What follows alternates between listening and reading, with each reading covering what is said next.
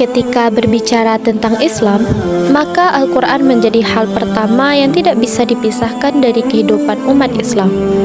Al-Quran bukan hanya dibaca dalam ibadah, tetapi juga menjadi sumber nilai, pedoman hidup, dan dasar dalam menentukan sikap serta perilaku manusia. Oleh karena itu, memahami Al-Quran bukan hanya soal membaca ayat-ayatnya, tetapi juga memahami makna dan fungsinya dalam kehidupan sehari-hari. Assalamualaikum warahmatullahi wabarakatuh. Halo semuanya. Perkenalkan, nama saya Nova Amelia dengan nomor NIM 2516040023. Saya berasal dari kelas Aksya A.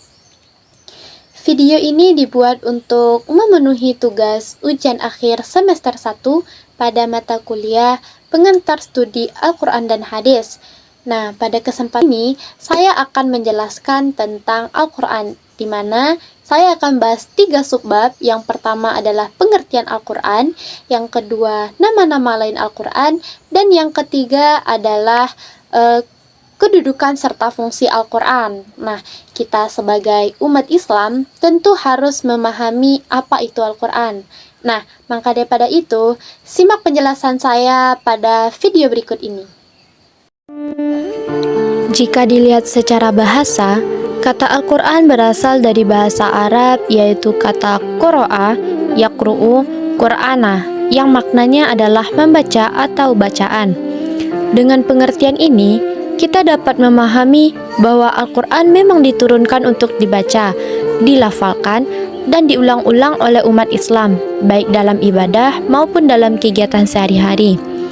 Dengan membaca Al-Quran, seorang muslim tidak hanya melafalkan ayat, tetapi juga diajak untuk memahami pesan yang terkandung di dalamnya.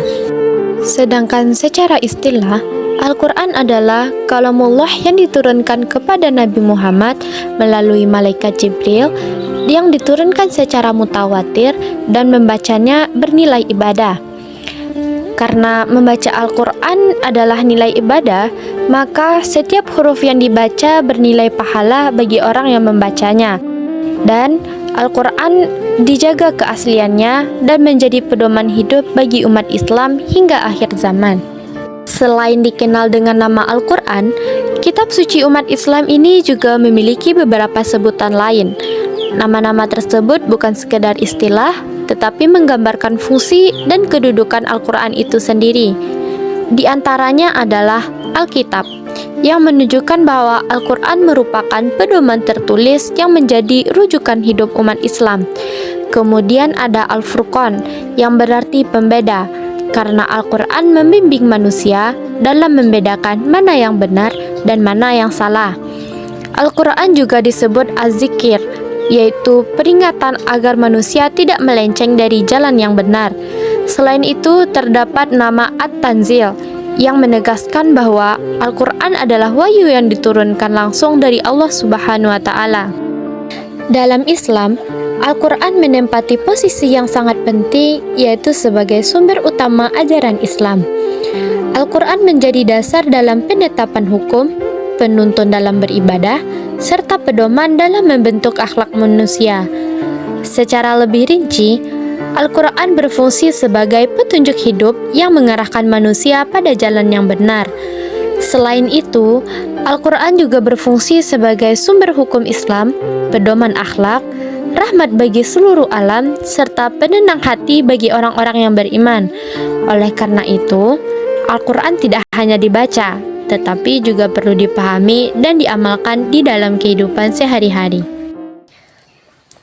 Dari penjelasan yang telah saya berikan, dapat disimpulkan bahwa Al-Quran merupakan kitab suci yang memiliki peran yang sangat penting di dalam kehidupan umat Islam.